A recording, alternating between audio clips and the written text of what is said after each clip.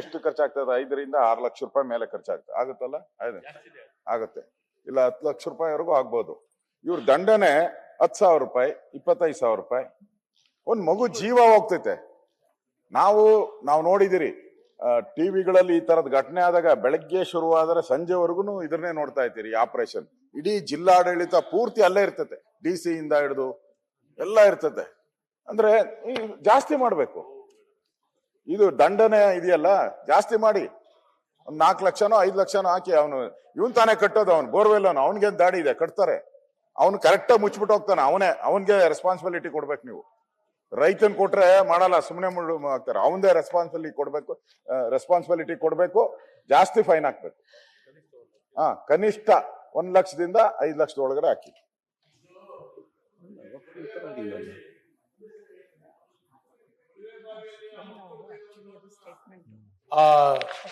ಸುದ್ದಿ ಓದುವಂತದ್ದೇ ಒಂಥರ ಕರುಳು ಹಿಚ್ಚಿದಂಗೆ ಆಗ್ತದೆ.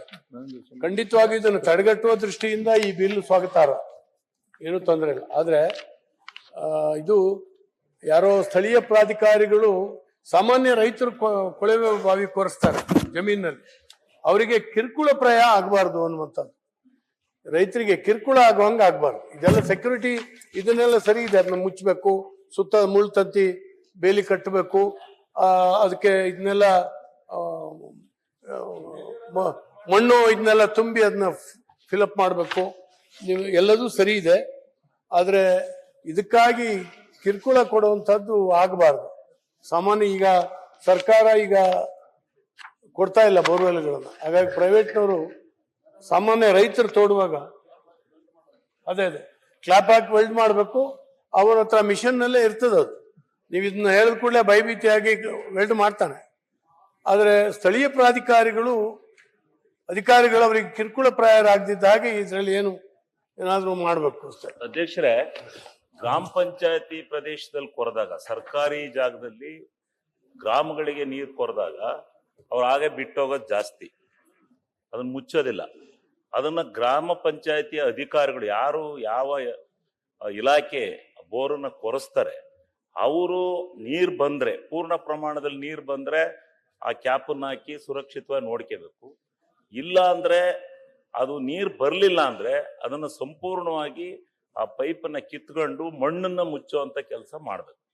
ಇದು ಹಂಗೆ ಬಿಟ್ಟು ಏನಾಗುತ್ತೆ, ಸ್ವಲ್ಪ ಮೈ ಮರ್ತಂಗೆ ಹೋಗ್ಬಿಟ್ಟು ಕೊನೆಯಲ್ಲಿ ಅದು ನಿಜವಾಗ್ಲೂ 2-3 ಪ್ರಕರಣಗಳಾಗಿದ್ದಾವೆ.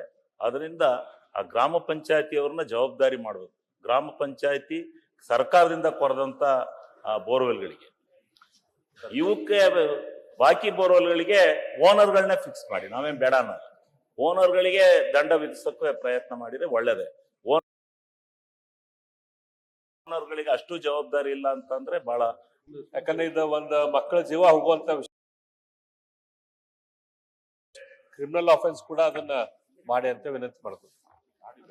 ಮಾನ್ಯ ಅಧ್ಯಕ್ಷರೇ, ಈ ತಿದ್ದುಪಡಿ ಸ್ವಲ್ಪ ಇನ್ನೂ ಮಾನ್ಯ ಮಂತ್ರಿಗಳೇ ಸ್ವಲ್ಪ ವಿಶಾಲವಾಗಿ ಯೋಚನೆ ಮಾಡಿ ಇದು ಬಿಲ್ ತರಬೇಕಾಗಿತ್ತು.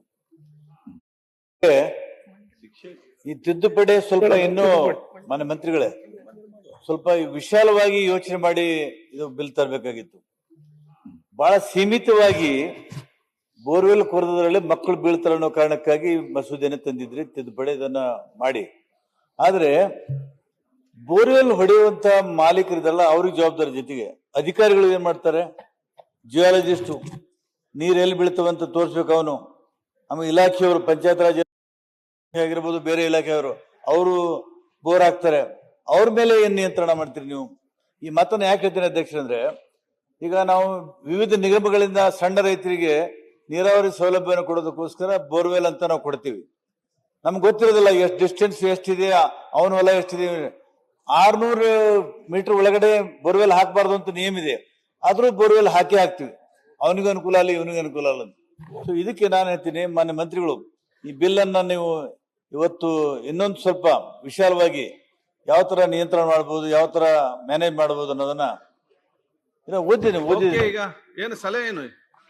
ಅಲ್ಲ, ಈ ಬಿಲ್ ಅನ್ನ ಇನ್ನೂ ಸ್ವಲ್ಪ ದೂರದೃಷ್ಟಿ ಇಟ್ಕೊಂಡು ತರಲಿ ಅಂತ ಬಹಳ ಸೀಮಿತವಾಗಿ ತಂದಿದ್ದಾರೆ. ನಿಮ್ ಕೆಲ ಸಲಹೆ ಇದ್ರೆ ಕೊಡಿ. ಅದಕ್ಕೆ ನಾನು ಸಲಹೆ ಅಂತಂದ್ರೆ, ಒಂದು ಇಂಜಿನಿಯರ್ಗಳಿಗೂ ಕೂಡ ನೀವು ಅವ್ರ ಮೇಲೆ